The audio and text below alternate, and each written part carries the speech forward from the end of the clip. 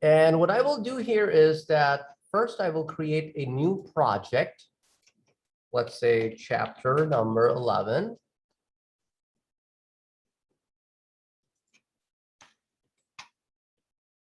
Once I create a new project, I will talk about one of the concepts that we will learn about in chapter 11. The concept is about packages.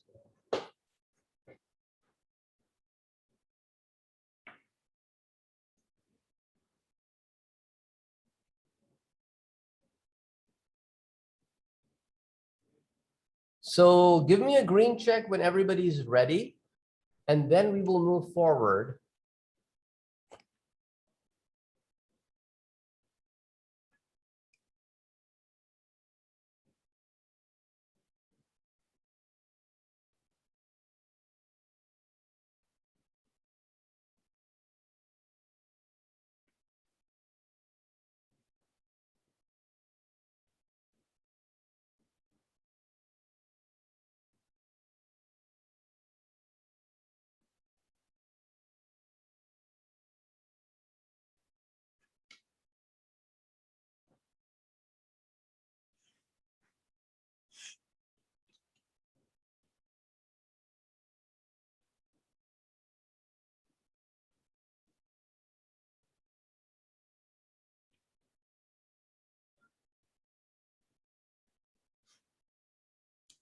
Devin and Emka, are you guys still in the process of loading Eclipse and creating the project? Okay, Emka got it. Victor, you done? Okay. Devin.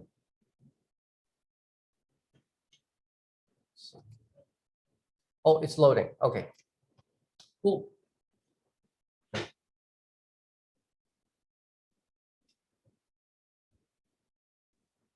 Just like it's outside, let it snow, let it snow. We can say, let it load, let it load.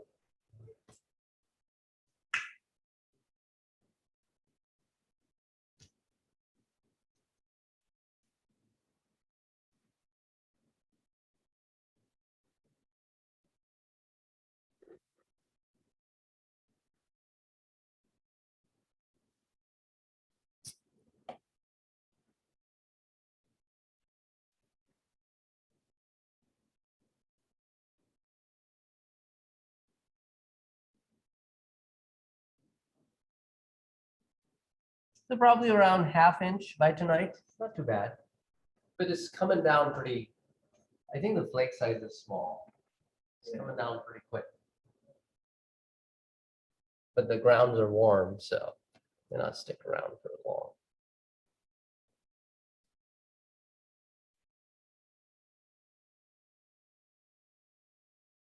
Okay, cool. Everybody is ready. So let's get started. Okay, so guys, we learned about packages in the past, that there are built-in classes in Java like scanner. And if you want to work with that class, what do? You import java.util package, right? However, now I want to teach you how you can create your own packages. So to create your own package, you right-click on the project. Then you go to new, and then you choose package. Everybody found that, right? Okay, cool. Now, let me clear the okay, feedback. Okay, now let's name our package a commercial package. So com for commercial dot GTC, because it's a gateway package. Okay, and let's hit finish. And you will notice under the SRC, it creates com.gtc as an item. Okay, behind the scene, com is actually a folder in which there is a subfolder called GTC. On Windows, you use slash between folder and subfolder. In Java, you use a period. Okay. If you want to see the folder structure, click the window menu next to help, window menu, go to show view, and from the list, click on navigator. Everybody find navigator in show view. Under window menu, show view. Navigator, click on that, okay? When you click on Navigator, it will either open up on the side or at the bottom. Somewhere it will open up, okay? In the Navigator, open the project for today, which is chapter 11 for me, whatever you called it. And notice under source, open the SRC folder. Do you see a COM folder? If you open the COM folder, do you see a GTC folder? So that's basically shows you that it created a subfolder GTC inside the main folder COM. So behind the scene, it's a folder, subfolder. Why do you create folders? Why do you create folders on Windows? The answer is organization, file organization. For the same reason we create packages, because we cannot dump all programs in the main level. We want to organize them better. As the project size increases, we want files to be better organized. Okay, is everybody clear about why we create packages? Okay, so we're going to close the Navigator. I'm back to the Package Explorer mode. Now I right click on the com.gtc. Don't right click on this SRC, right click on com.gtc. Then go to new and choose class. Got it, everybody? Okay. Now the name of my class is address. Address. No public static void main. Don't check public static void main. Just simply hit finish. Notice the very first line. What does it say? Exactly. Why? You never had that before because you never placed your classes in any package. Now that you place them in a package, the very first line must tell the Java compiler where this file is located. Okay, now let's come down to line number 4. Private string street, private string city,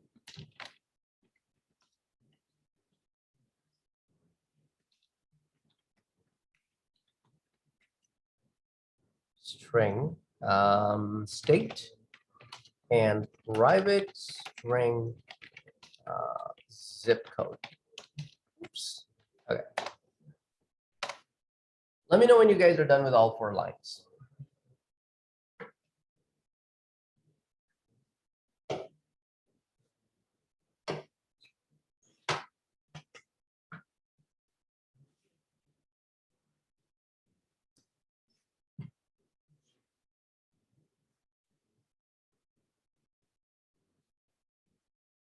Please give me a green check whenever you are done with that, all 4 lines, because I want to teach you guys some magic. Okay, cool. Hey, everybody excited, right? Okay. First step of magic, you guys already know. So which is you press and hold Control and hit space bar. And you see this on your screen. And then you press enter. And the constructor is written for you. I already taught you guys this, right? Okay. Now, let me teach you one more thing. Let's go to the source menu at the top, source menu. Everybody found that? Look towards the bottom. Do you see an item called generate constructor using fields? See that? Click that. Did you see that, Victor? Okay, everybody see that? Now click OK. Click OK. Oh! Wait, I'm sorry. Haha, I didn't see. Bad, you missed it. Wait for next time I teach Java. Shites. Okay, really, you want me to show it to you again? You can just tell me where you clicked. I was listening along. I just didn't understand. I didn't remember how you did the automatic constructor, and then I figured that out too late. And Okay. So did you do the first one? yes, I got the address. Yes. Click the source menu, and then click on generate constructor using fields, and then click OK on the dialog box that shows up on the screen. It says I have to select a class. What? Tony, you always find stuff. Oh wait, never mind. It worked. Okay. I didn't click I on mean, to come the on, I'm thing. trying to make your life easier and you're trying to make my life difficult. No, I'm not. And for some reason, See, that it some gave reason me, is a it killer. didn't do it right. See, that some reason is a killer. No, it didn't do it right. Okay, so it works. That's good. Yes, it does, but it didn't do it Awesome. right. See. Okay, now let's come to the line number 10. And on line number 10, we can make a this call. And in the this call, we can just pass some values, 123 Elm Street, Chicago, Illinois, 60635.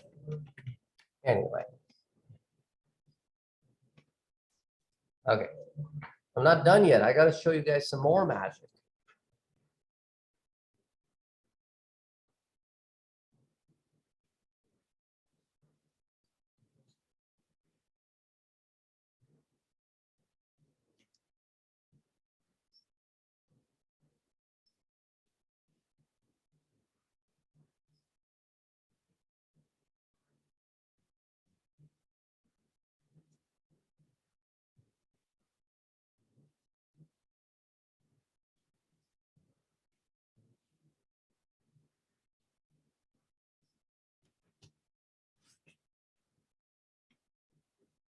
Okay, with me so far?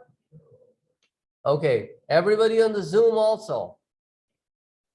Okay, now don't tell me that you didn't follow, okay? Now, I have an error for some reason. you have an error.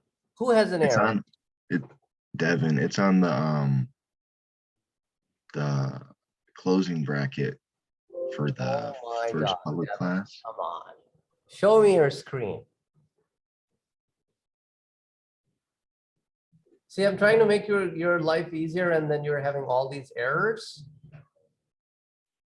Of course you will have an error. Look at that. You have an extra curly braces on line number 9. Delete that. Yes, that's it.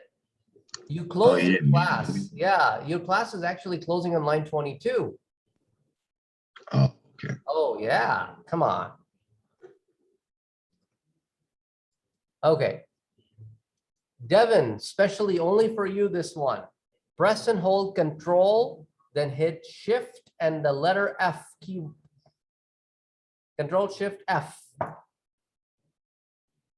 Did you do that? Yeah, Okay. Did anything changed? it formatted it differently. Thank you very much. So anytime you guys notice that things are not aligning, what you got to do is Control Shift F. That will tell you who is out of sync. Okay, now, can you please hover over the word street, private string street, right? And then I want you to click on the text that reads create getter and setter for street. Is that? And then click OK. Now I want you to scroll down. Oh, it did that for you. Okay, this works perfect if you only have one property to deal with. If you have like 15 properties, you don't want to do that for each property. So how about let's hit Control Z on the keyboard. Control Z. What will that do? Undo. Undo the change. Okay, so please make sure that all you have are properties and 2 constructors. Everything else is gone. With me? Okay. Now let's look at how you can add getters and setters to multiple properties on the fly. Click the source menu and click on the button towards the bottom that reads generate getters and setters. Then click select all and then click OK.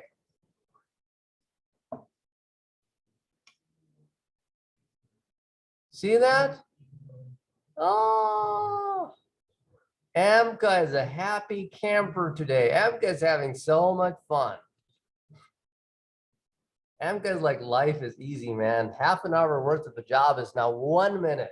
All I got to do is list the fields, hit control space bar, get the default constructor, generate overload constructor, then generate getters and setters. All I have to do is code this statement, and I am good to go.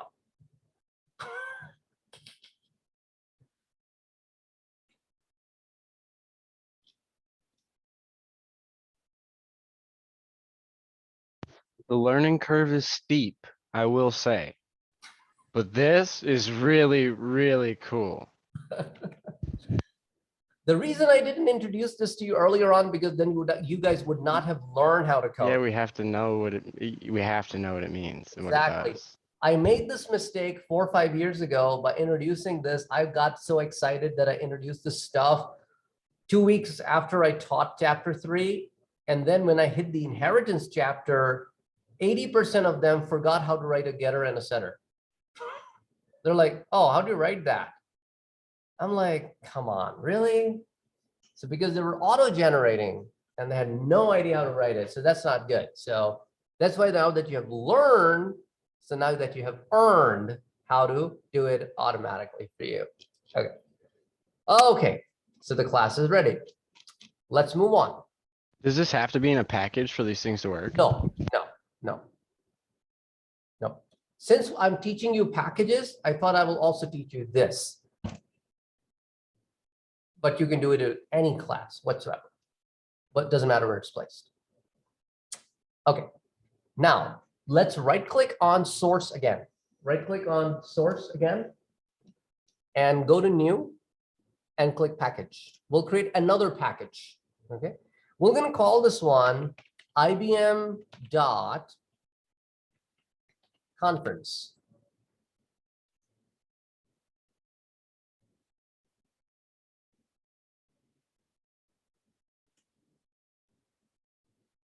Okay. IBM dot conference. Hit finish. You have another package now. Now you right click on IBM dot conference package and now create a new class called attendee. Now notice in the package line, it should read IBM.conference. In this package line, automatically it will write that for you because you right clicked on IBM.conference and then you went to new class. Everybody with me? Got it, Victor? Nobody is behind on Zoom also, right? Okay. No, sir. Okay, now make sure that you uncheck the public static void main and hit IBM.conference. Yeah. Oh, so you're still creating the package? Yeah, I had it. Lowercase IBM. No. Packages are all lowercase. IBM and C is also lowercase. No, you don't have to, but that's the convention. All right. Now right click on IBM conference. And go to new class. And the name of the class is attendee. Okay, now hit finish. Do I have to check that inherited abstract method? No. You can uncheck that too. That's fine. Hit finish. You will need that checked later on in today's class, but for now, no, don't worry about it. Okay, now let's private string name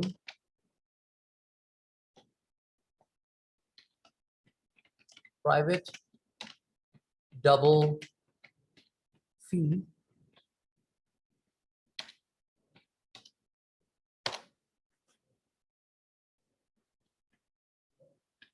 do you guys know what is composition in object-oriented programming?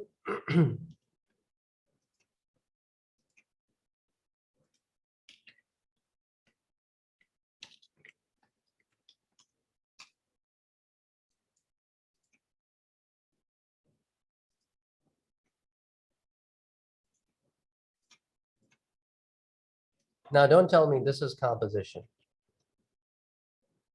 This is composition, but not today.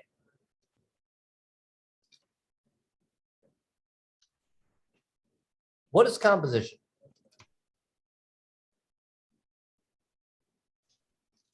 Ah, Describe the relationship between classes and one object, but yeah, but I don't read it to me. Tell me. Because when you read it to me, I don't know if you understood it.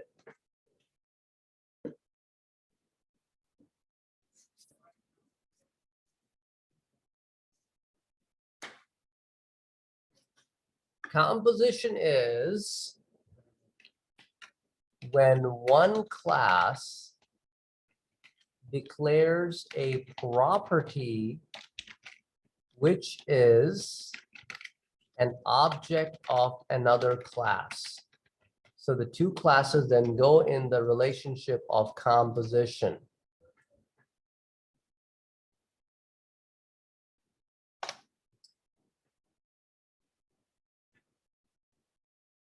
Do we already have a composition done in this class?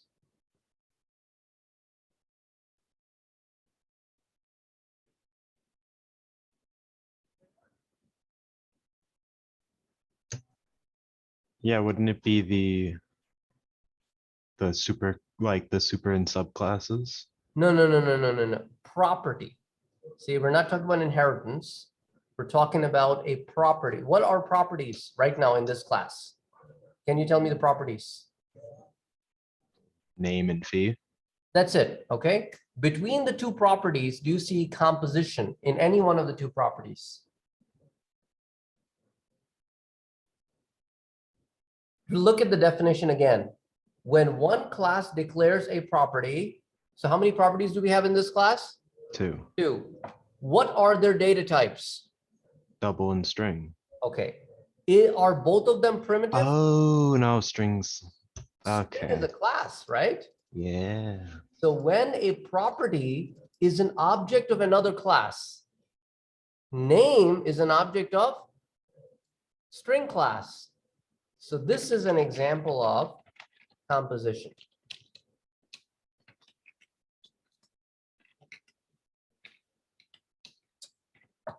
Okay. However, this is a built-in class. We'll now look at another example of composition. If I say address, now this is also a composition example, but this is of user-defined class. Now, I know address is an error and we will fix it.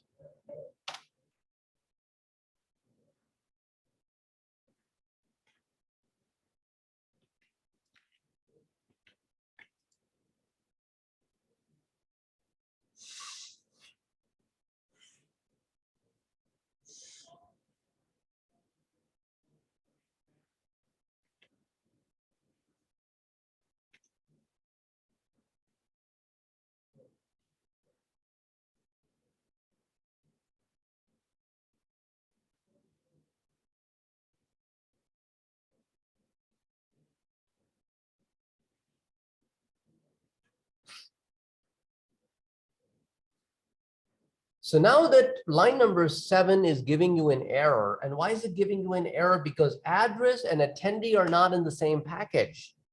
So attendance and address, attendee and address can't see each other. So how can you make that work? By importing the package. How do you import a package? Hover over on address and click the link that reads import package. Everybody see that? When you hover over an address, on the very first line, it will say import address. You click that, and an import line will be added in your code. Got it, Victor? Okay. Everybody else on Zoom? Yep. Okay, address doesn't have an error anymore because of the import statement.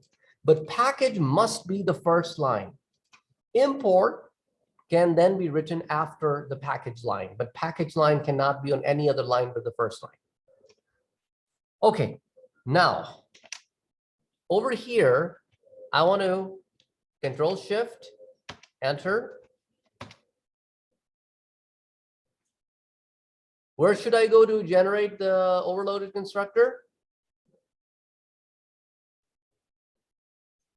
Source. Source. And Generate, generate constructor using fields. and then click OK.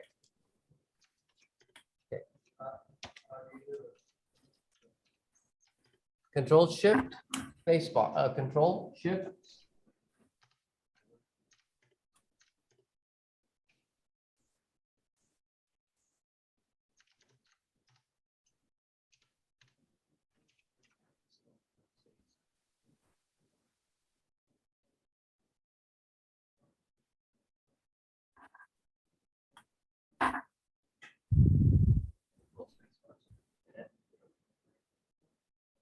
Now go to source menu and generate the constructor using fields and then click OK.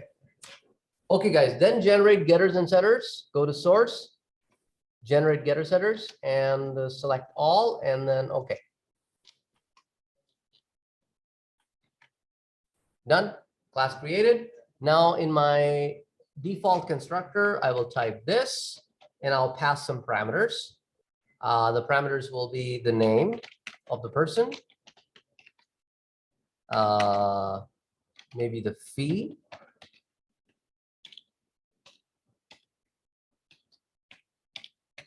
and the address object.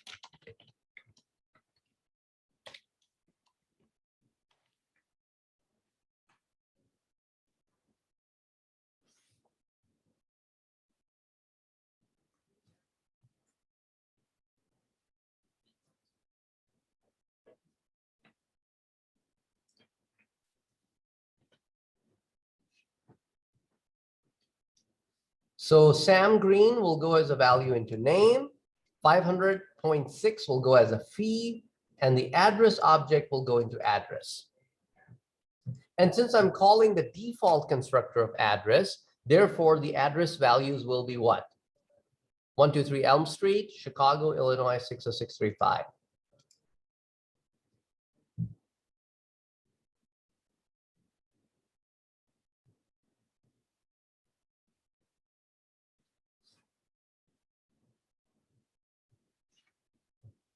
Okay, so far so good in class. Everybody on the Zoom, okay?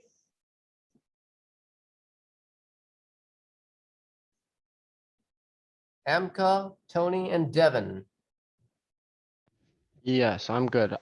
So you can instantiate and like in a this statement. Yeah, you can instantiate from any statement. So I guess I don't understand the logic of this statement. So we make an attendee where we're giving it the address, and is address from the parent or from the package? There is no inheritance. We didn't do any inheritance. No? Okay. It's just that one of the property of attendee is address. It's a composition. It's not an inheritance relationship. Okay, okay. Yeah, that's why attendee cannot look into any methods of address without the help of the address object. If it was inheritance, then attendee will be able to access all the methods inside address without any help. So that's the difference between composition and inheritance. In composition, you need an object of the other class to look into it. In inheritance, you can directly look into the other class for non-private entities. Now here, attendee, it doesn't make sense to make attendee a child of address, right? Logically speaking. Correct? Correct. Yep. So that's why we would do composition. Where logically it doesn't make sense that two people should be connected with inheritance, you still want connection, and then you'll see if you can have composition there. Okay, now let's go down inside the method here, okay? And we'll have a display method. Public void, no, rather, let me do this. Yeah, public void display.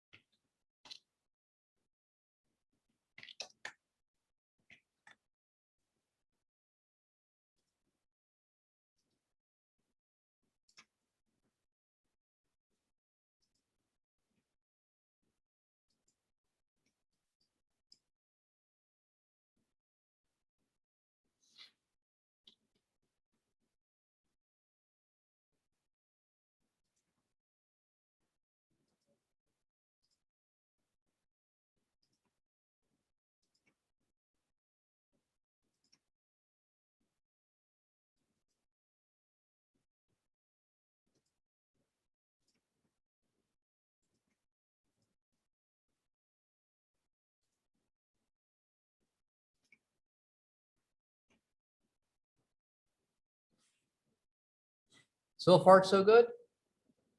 Okay, and everybody on the Zoom also caught up because now I will be moving away from this class to a Pretty different close. class. Let me just finish these Okay. lines. I did have a question about something else though, if that's all right. I think you showed me how to do it before, but like my run button, it's kind of just stuck on the one older project, and I don't remember how to undo that. Go ahead, share your screen then. I'll stop sharing, you share your screen.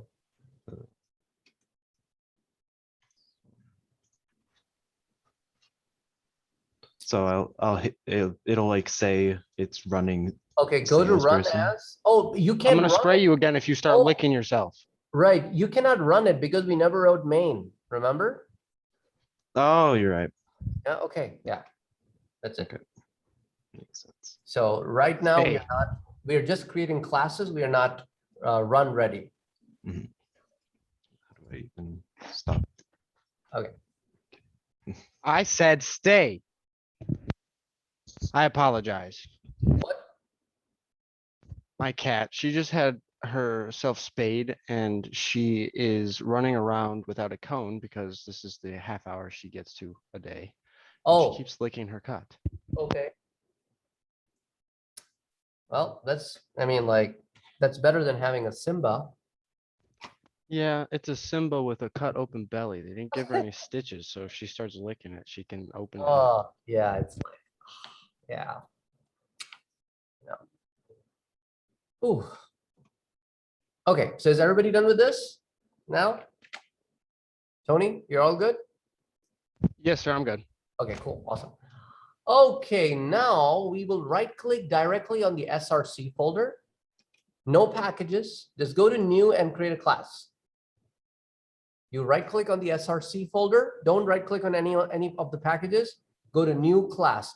Just make sure for this one, your package line should be blank. There shouldn't be anything written in the package line. The name of the class will be demo attendee. And this time you will check the main checkbox and then you will hit finish.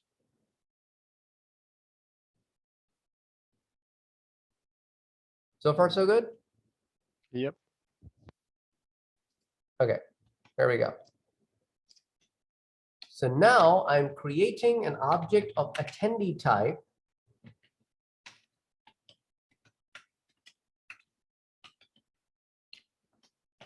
And for the same reason, it doesn't understand what is attendee because attendee is in a package.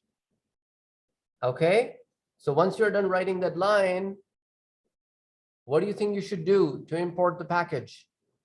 Hover over it and select the drop down. Very good. Hover over it and click the import attendee. And then automatically the import will be added and the error will disappear.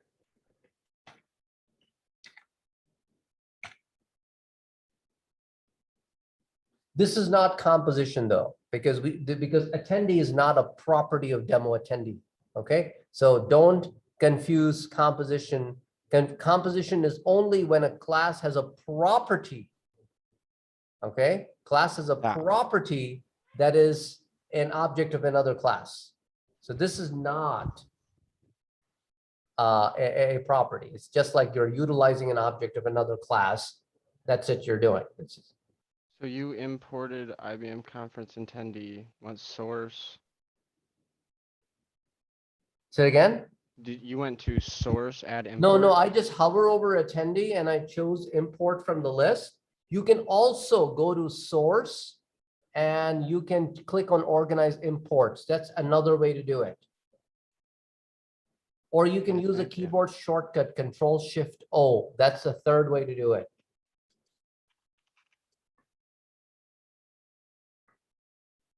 So either of the three ways will work. I mean, I personally prefer the keyboard approach of Control-Shift-O because I try to stay away from mouse while I'm coding, because when you're on one device, shifting devices slows you down, at least me. But everybody has this one line done, no errors. You got the import going. Now go to the next line and type attendee one dot display.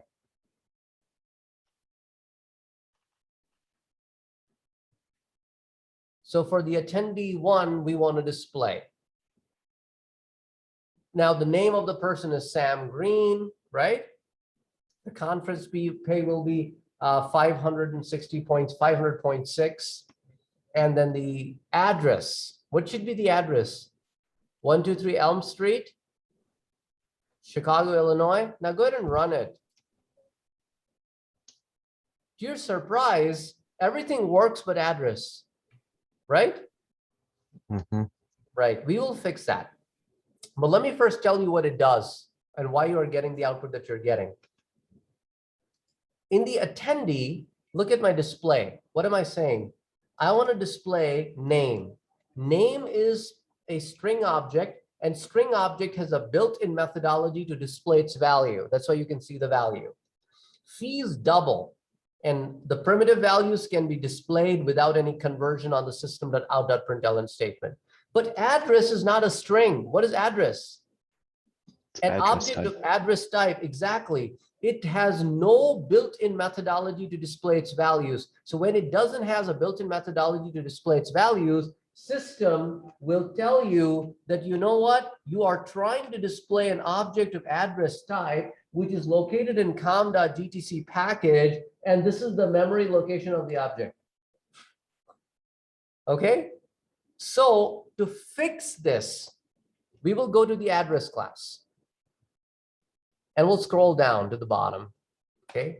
And now we will override a built-in method. Override a built-in method. So override built-in method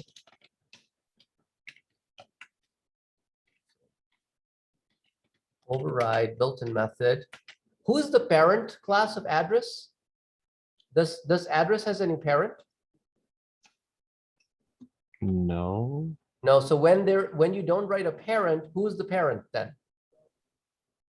Who's the parent Uh, of all the classes in Java? the object package. Object, very good. So override built-in method of object class called toString, okay? And this will let me define my own way of displaying the properties. So public string toString.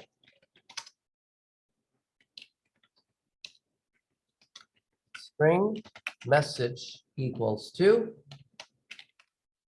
string message equals to street. Oh, sorry, let me do this.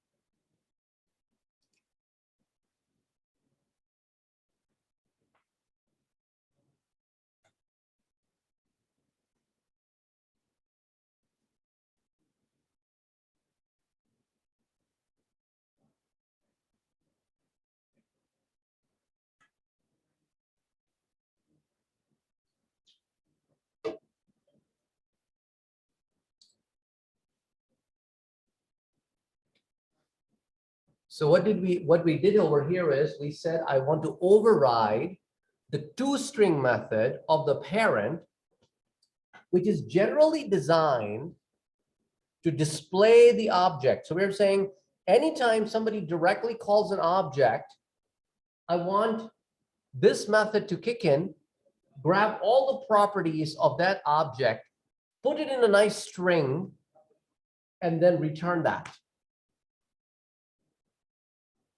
Once you guys are done with this method, just hit the run button again and look at the output now.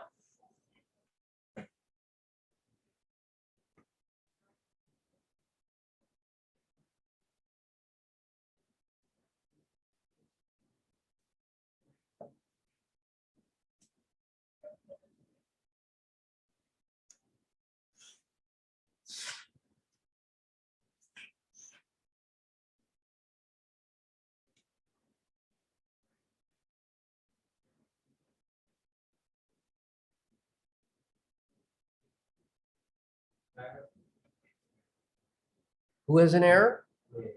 Okay.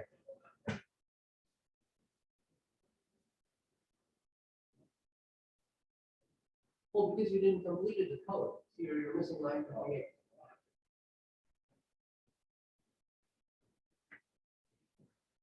How about everybody on Zoom? Doing good? Did you run it to make sure that you're getting the output? For some Yep. reason, I have a null name.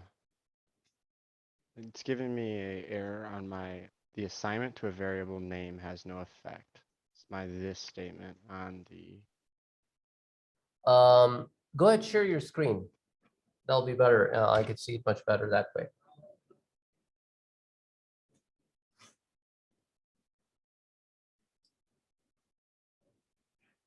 Oh, look at the N on line 15. You had your N uppercase. Oh, oh, thank you, yeah, thank that's you. why. There you go. Thank you, Cool. thank you. Mm-hmm.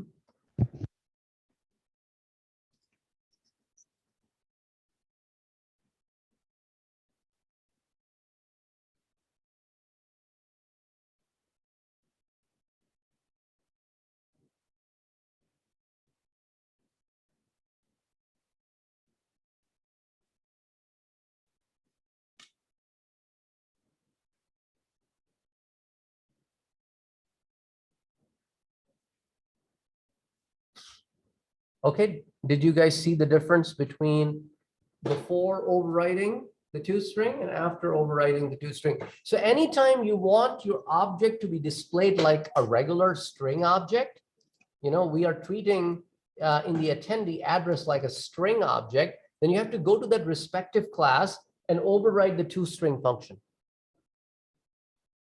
Okay?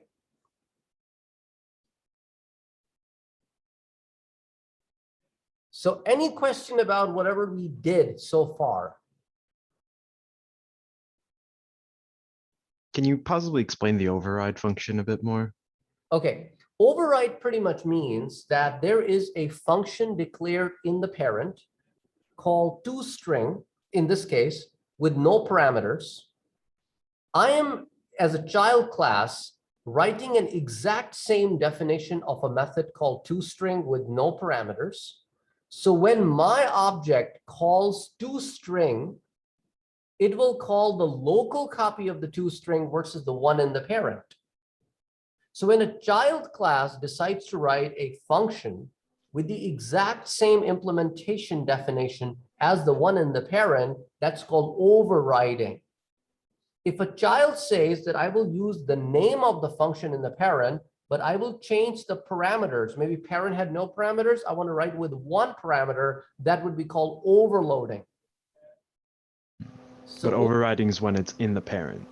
So in both cases, the one in the parent, but the overriding is when you write an exact same copy of the function. Oh, okay. Okay, so the parent had toString with no parameter. You also wrote a toString with no parameter. So now yours is overriding the parent. So yours is coming on top of the parent now. So if your object calls toString, it will call the one that you wrote. If the parent's object calls toString, it will then call the one in the parent.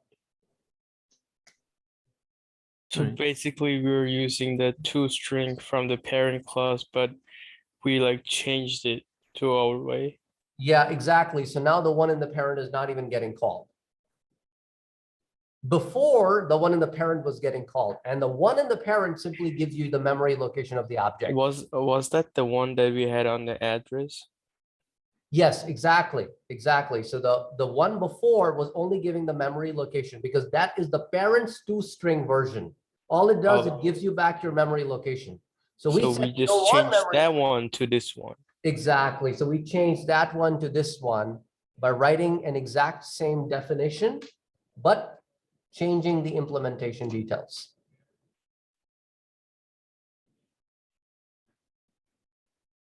Does that make sense? Yep. You got it, Richard? Okay. Okay, so in this example, so far what we learn is that you can create packages. You can put items in the packages, but if you're trying to use any item from the package, you got to import the package. As long as everybody is in the project, they can all see each other. And then you can work with them. That's just like you work with all the classes in the same package. Why do we create packages?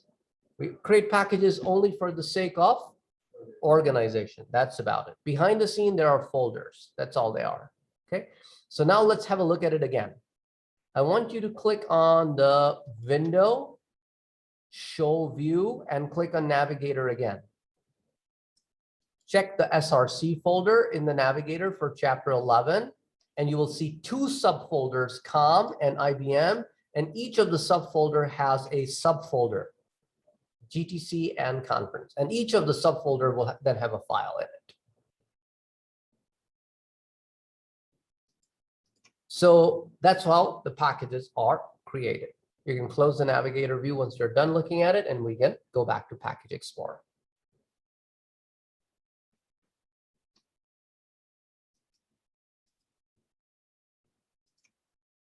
So far, so good, everybody? Let me close this example altogether because we are done with this example. We'll move on to a different example next.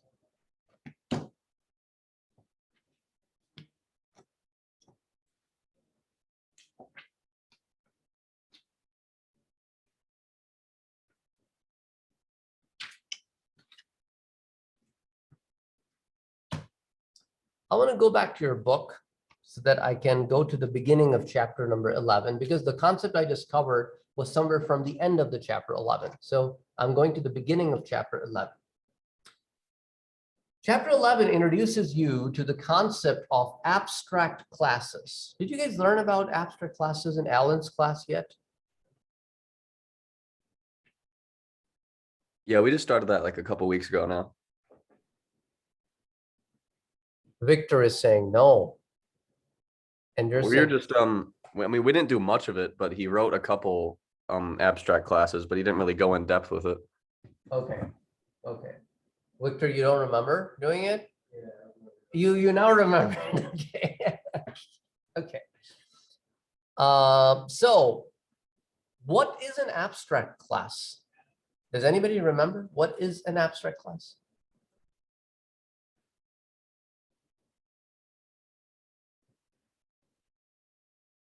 Okay, I'll tell you. There are two kinds of classes in object-oriented programming. A class can be complete or the class can be incomplete. Okay. Incomplete doesn't mean that it has errors. Incomplete means it wants child to write some of the methods. It will only declare them as definitions, and the child will write the body of those methods. If a class has all the methods with their bodies written out, like the classes that we have created so far, they are called concrete classes. Okay. If a class is written in such a way that at least one of the method is declared without a body, like by body I mean curly braces, there are no curly braces, is just a definition, we call it an abstract class. So abstract class is incomplete in terms of not all methods have the bodies. Okay. Now comes the question, why in the world do you want to have an abstract class? Right? Okay. Now, if the parent is so generic that you do not want anybody to be an object of parent type. For example, bank account. Does anybody goes into a bank and opens a bank account? Or bank accounts are opened with a certain type? Certain type, right? So bank account will either be checking account or a saving account or some kind of, so we have a parent class called bank account.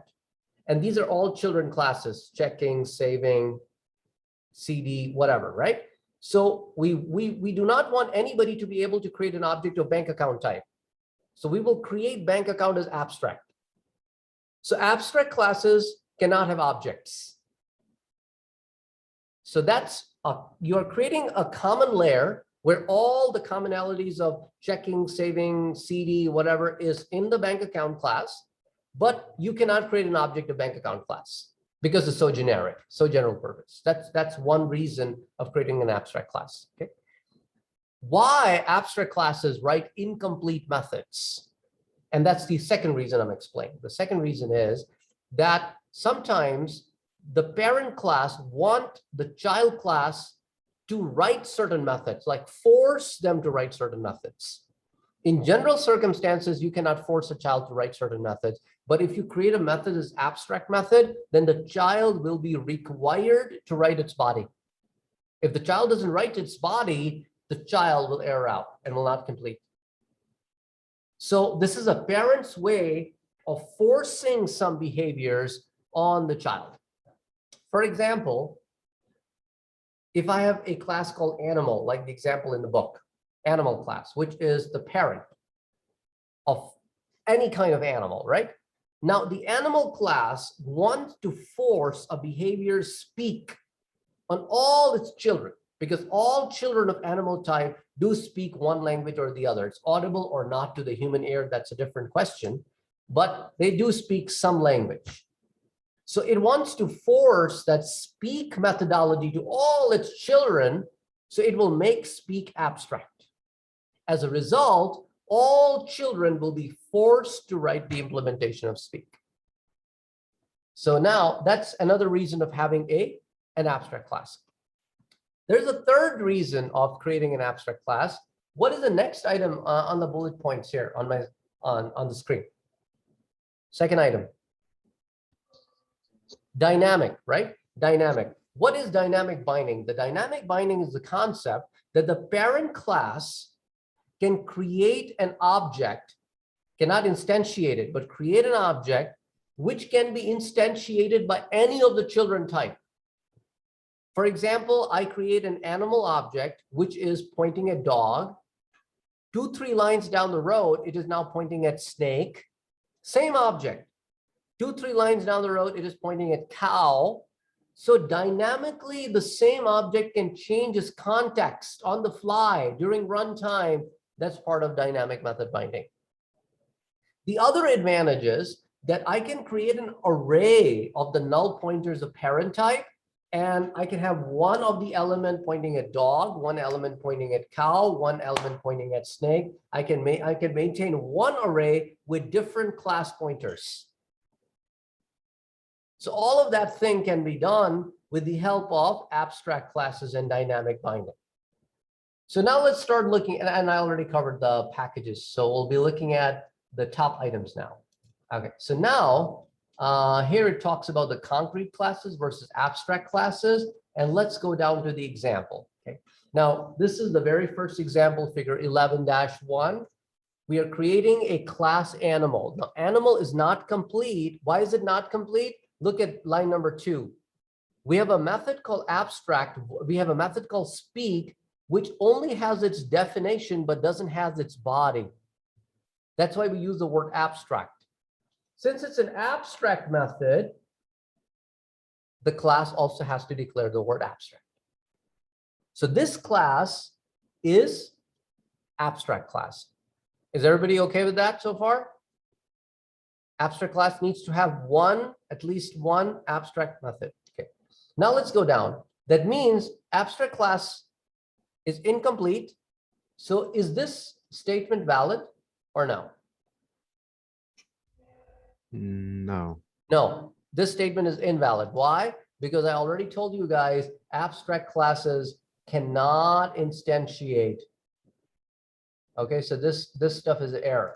You can do animal my pet semicolon, that's valid, because my pet will then be what we call a null pointer. Null pointers are okay, but objects are not. You cannot create objects. Okay, so let me clear all this drawing and let me go down here. Okay, so here I am creating what? What is dog? A child of animal. How do you know? It is extent, right? And now dog has to override speak, which was incomplete in the parent. Then it needs to write its implementation. Okay, similarly, if I have another class called cow, same deal. If I have another class called snake, same deal. Okay. And now in figure 11.5, I'm creating an object of dog type, an object of cow type, an object of snake type, and then they can call set name. Where is set name located, guys? In the parent. In the parent. Very good. So they're calling the methods in the parent as if they own it. So similarly, as it can call set name, it can call get name. Okay. Where is speak located? It's located in the abstract class, but now when dog calls speak, it calls the speak in the dog. When cat calls, when cow calls speak, it is the cow's implementation. When snake calls speak, it's the snake's implementation. So then they will respectively call their own methods. Does that make sense to all of you?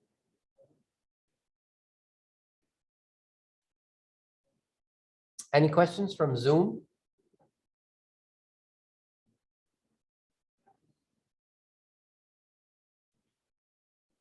All good? So as a result, the program will display my dog Murphy says woof, my cow Elsie says moo, my snake Sammy says. So my dog Murphy says comes from the parent, and woof comes from the child. Okay, now let's put this example to practice. Let's right click on the default package and create a new class. And we're going to call this one animal, right? Animal. And these are the check boxes I want you to check now. Check abstract checkbox. Only one checkbox, abstract. And click finish. See, public abstract class animal. So it writes the word abstract for you. Okay, now let me start writing the implementation of animal. So it's the same one that in the book. So I'm pretty much following that example. Private string name, public abstract void speak. And now I can hover over name and I can click on generate getters and setters. That's it.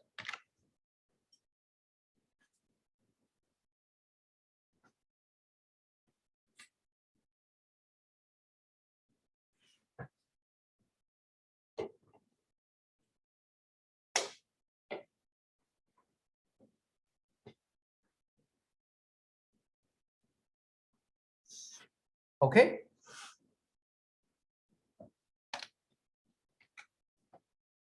Just 1 second. I'm catching up.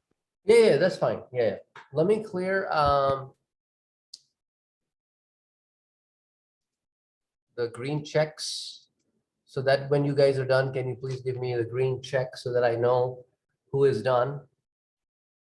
And when I get all the green checks, I'll know that everybody is done, and then I'll move forward.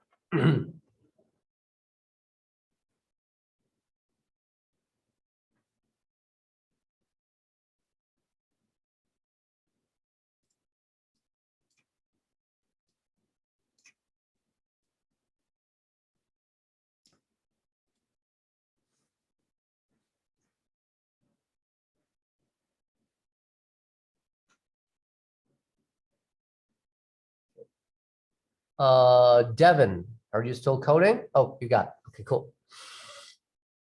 Now, right click on the package again.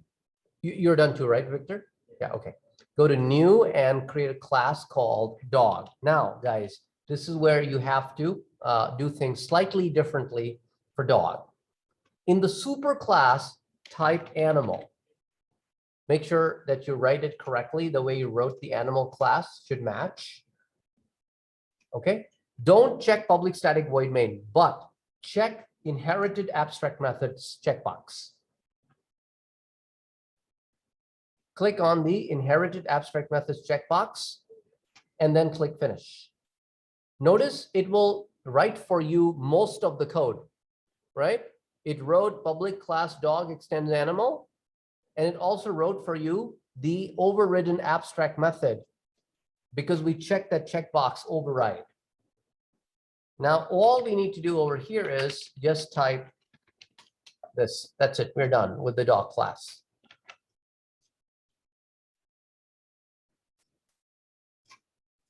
Wait, how did we do that? How did we do what? That dog class? Okay, share your screen. I will guide you through because I already completed that step. It's in my laptop, so it's in a different computer. Oh, Yeah. okay. What I did, okay, how far are you? Where are you right now? Which screen are you on right now? Right now, an animal. No, I mean, like, did you do right click new class? Is Oh this? yeah, I did. Yeah, I'm on the class. Yeah. Okay, so you type dog Yeah. and then you check the inherited abstract methods checkbox Yeah, I did. and then you click finish. Hold a second. In the super class, you need to write animal, my bad. And then you hit finish. As a result, you will have everything written out for you. And this is the only line that you need to write. For some reason, I got an instant error that said, Tony, hit speed. share your screen. It's easier for me to identify the errors like that. Okay. Okay. Because your animal is not saved, always save your files. Thank you, thank you. Okay.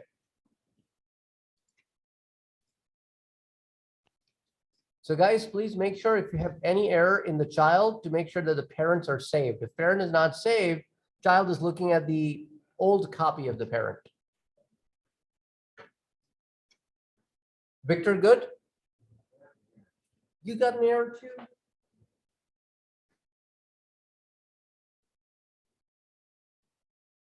Same problem. I just told you that. Save the parent. No, it's not. See, there's an asterisk. Now it is saved.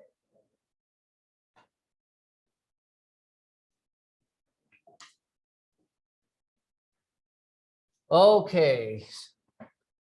Now let's click on File Save As on the dog and change the name to cow. And click OK.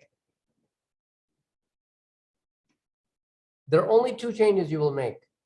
Hover over the dog and rename the class and change the word woof to moo. Cow is done.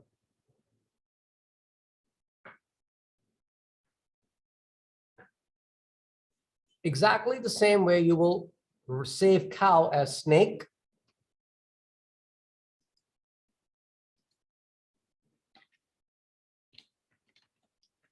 So save cow as snake, change the name, and change the output.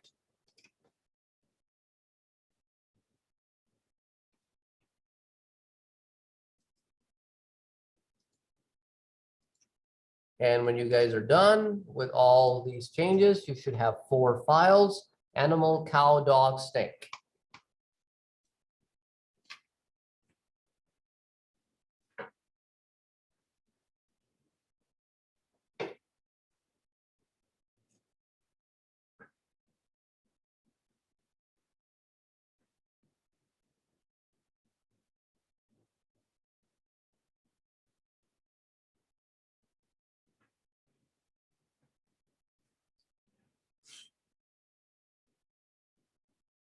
Got it, Victor? Okay. On the Zoom, everybody got these 4 files: animal, cow, dog, snake.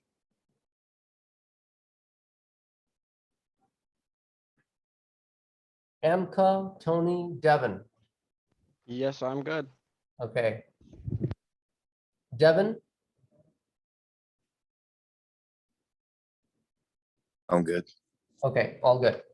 Now let's right click on the default package and create a new class called demo animals. But this time you will choose public static void main. So dog1 equals to new dog. cow, cow1 equals to new cow, and snake, snake1 equals to new snake.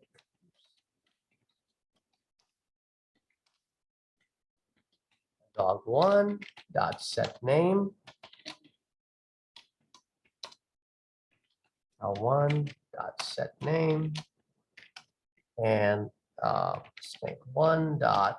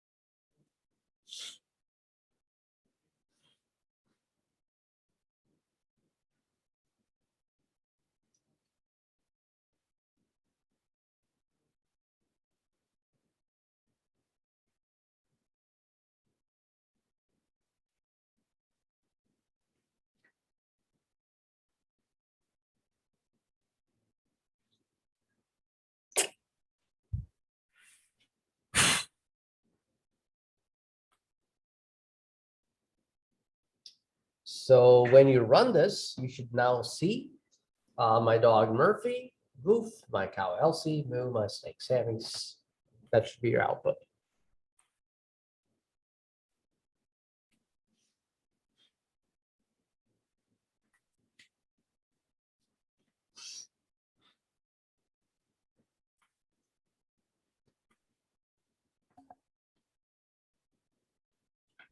I just get.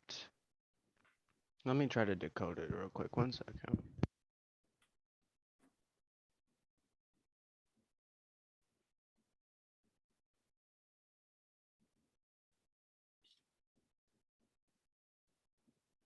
I left all my names empty. That's why.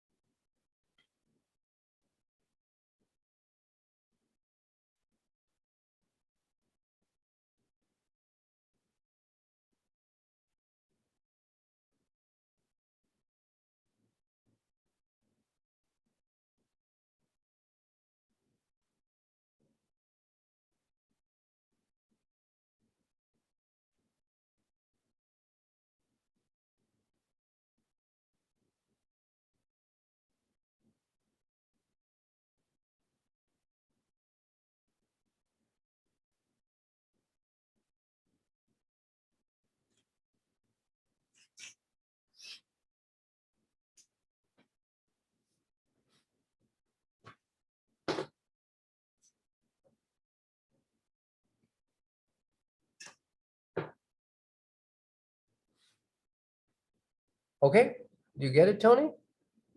Yep. I'm sorry. Cool. How is everybody else doing? Good? Did you all understand what you did here? Mhm. Okay, now let's save this example as demo animals 2. I will hover over to change the name.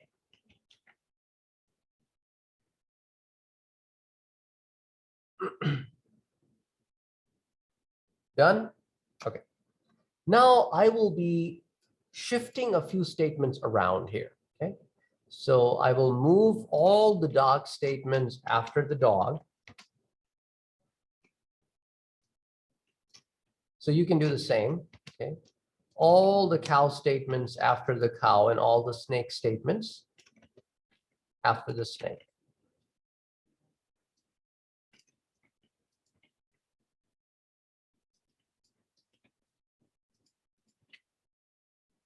So I just am shifting the statements around. That's all I did.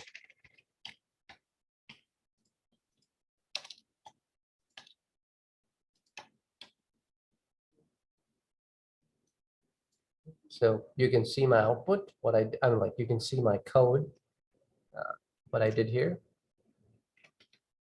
This is only the step 1. We got to make some more changes here. Run it, and you will get the exact same output as before. But the idea is just to show you the next step. That's basically the plan we are moving forward towards.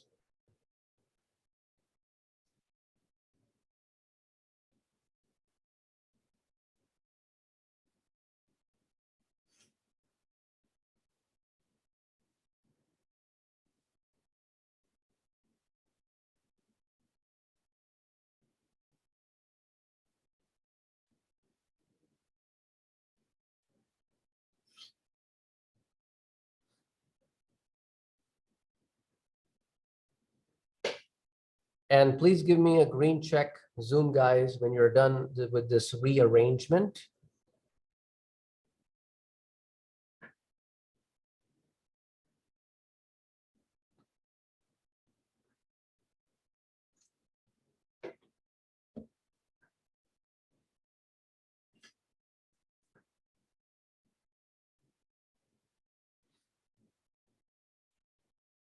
Done, Victor? Okay, Devin?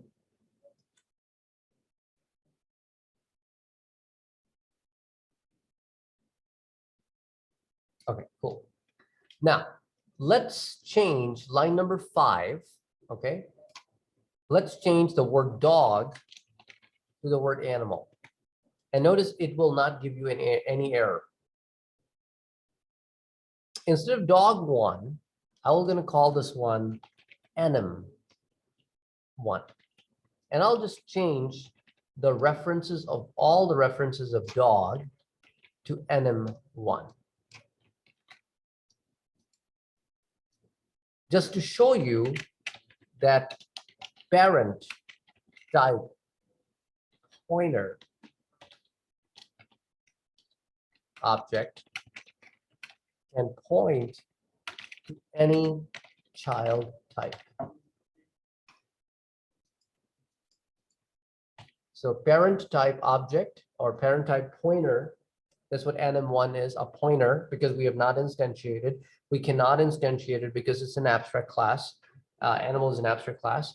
So, but it can point to any of the child type. If you run this program the way it is right now, you will get the exact same output as before, no difference.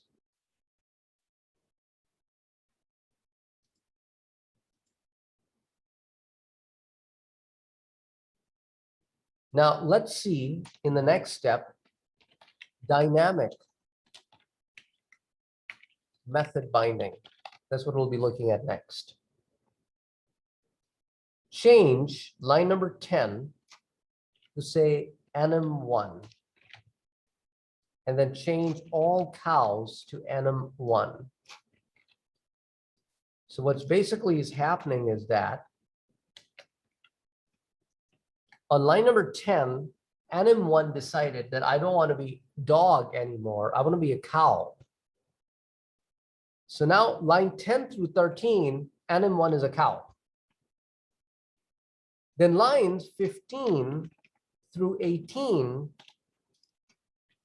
NM1 is a snake.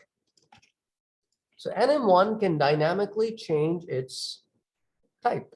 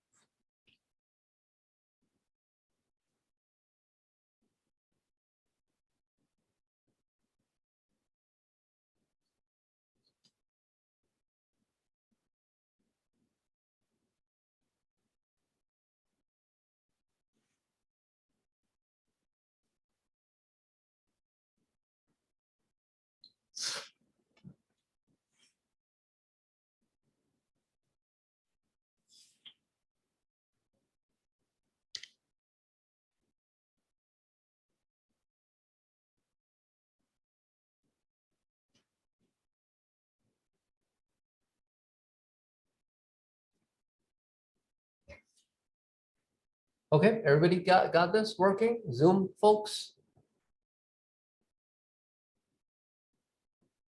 Yep. Okay, Amka and Devin.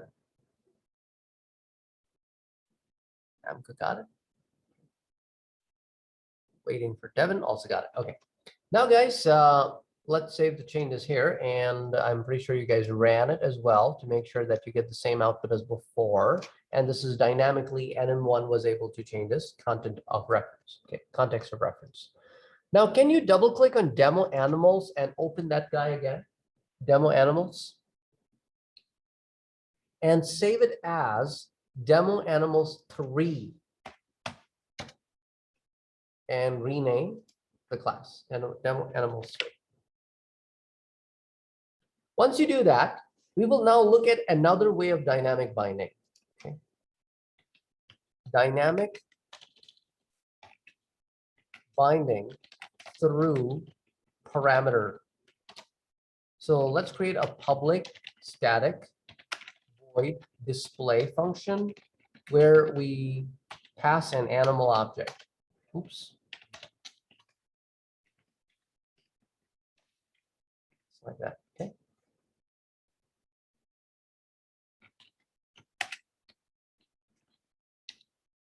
Nm dot get name and nm dot speak.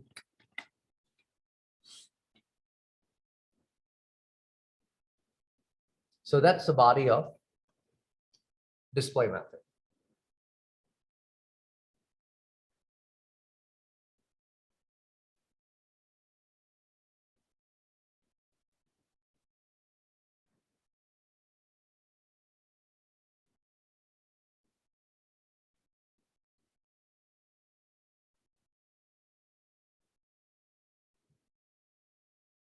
I'm sorry. Yeah, I'm never mind. Never mind.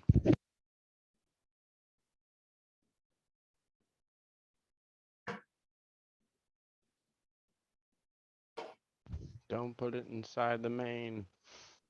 No, yeah, don't put it inside the main. Yep. So the main ends here, and this will be a different method.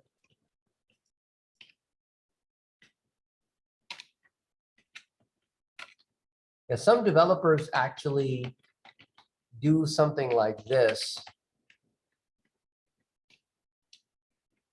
to indicate where methods are ending so that they don't do that.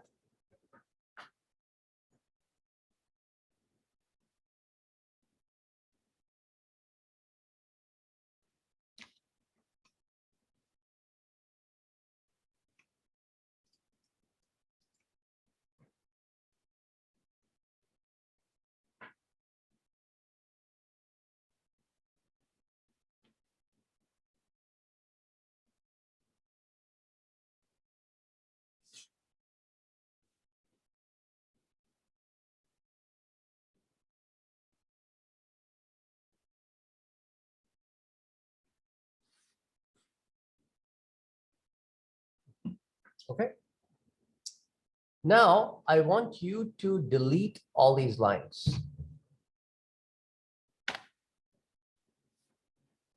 So what we will now do is we will simply make a call to display and we will pass dog1 if you want to display dog information.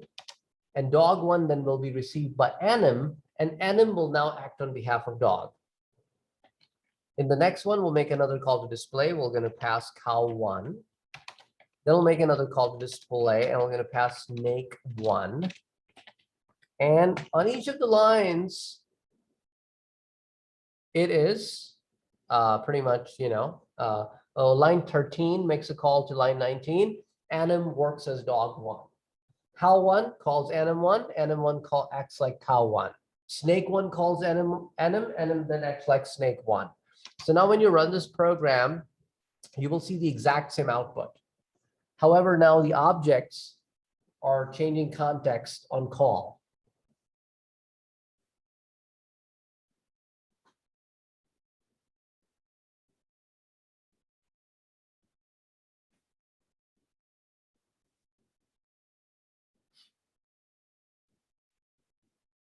You don't have to say, you got it?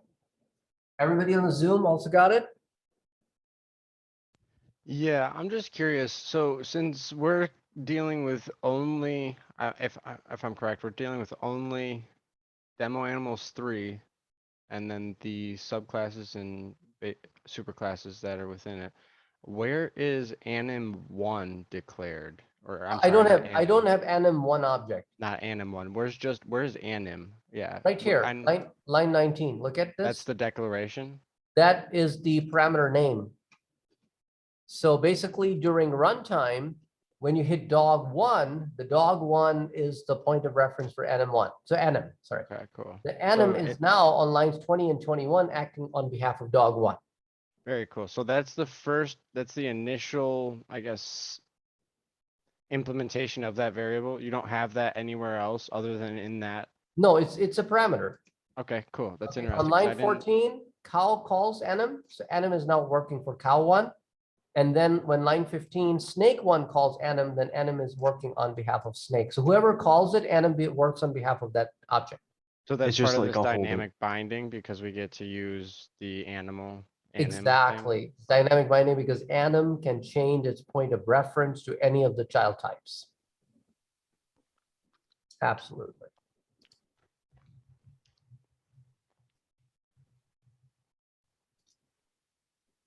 Okay, let's go back to demo animals 2 and save it as demo animals 4. 2 gets saved as 4. Now we'll create an array of pointers. Animal, anims equals to new animal. And again, this is an array, not an object. Okay, an array of pointers of animal type.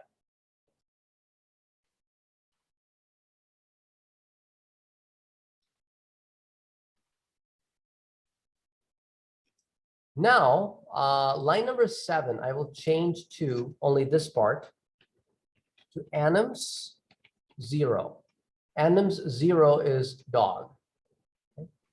So anims 0 set name and anims.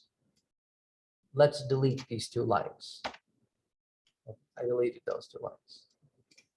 Anims 1 is cow. Anims 1 set name, delete the other 2 lines.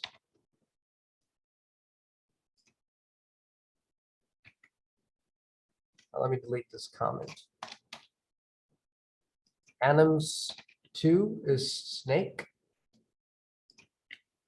Anims 2 set name and delete the other lines.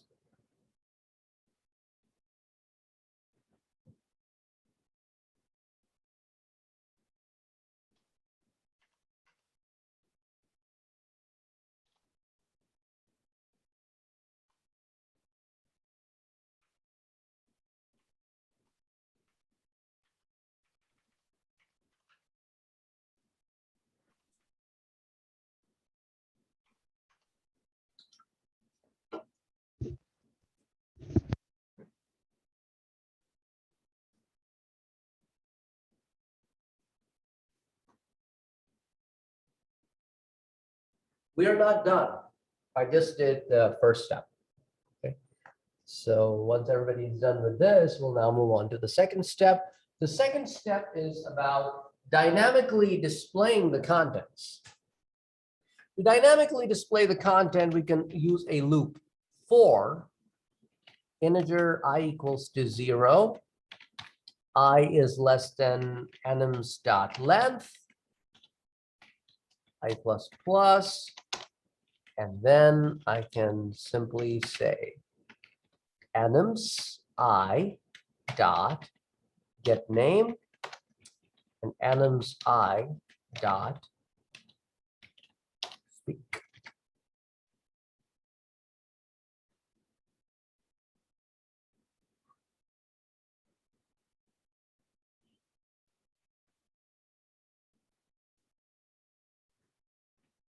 And then you run your program and you will see exact same output as before. So we were able to dynamically maintain 3 objects on the fly, all in the memory of different children type, and be able to call the getter and the speak for each one of them.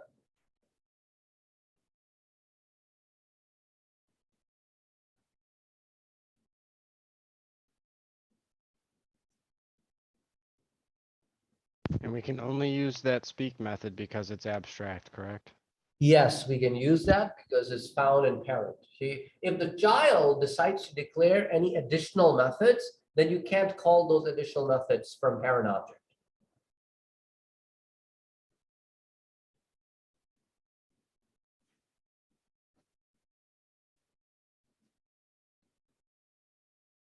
So since the parent object is referencing dog, it can call the speak in the dog, or if it's referencing cow, it can call the speak in the cow, and so on and so forth. So line number 18, whenever enums call the speak, it doesn't call the one in animal, it calls the one in the child, whichever child it's pointing at.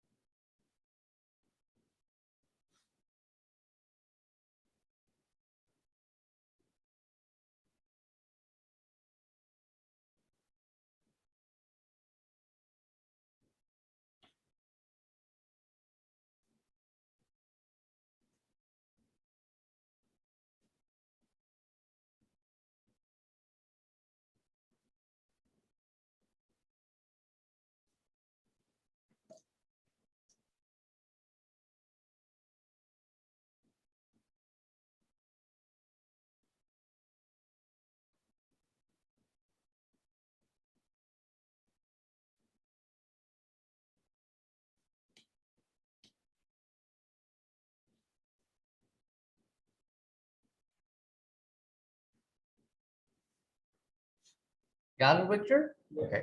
How about you guys on the Zoom? Everybody got this?